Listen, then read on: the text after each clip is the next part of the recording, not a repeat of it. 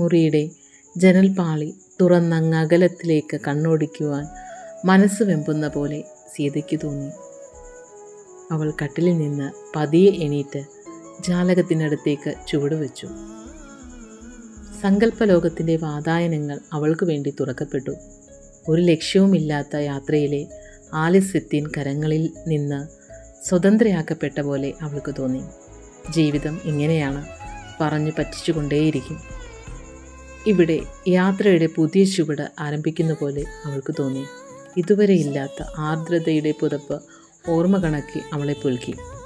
ജീവിതത്തിൻ്റെ കിതപ്പിൽ ആരുമില്ലാതെ പോയപ്പോൾ ഉള്ള അവസ്ഥയിൽ നിന്ന് ആരോ തന്നെ കരുതാനുണ്ട് എന്ന ചിന്തയിലേക്കുള്ള പരിവർത്തനം അവളിൽ ജനിച്ചു.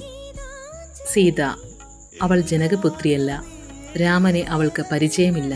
രാമായണം അവൾ വായിച്ചിട്ടുമില്ല. എങ്കിലും സീതാദേവിയുടെ തീവ്രതയോടെ അവൾ അയാൾക്കു വേണ്ടി സ്വപ്നങ്ങൾ നെയ്തു തുടങ്ങിയിരുന്നു.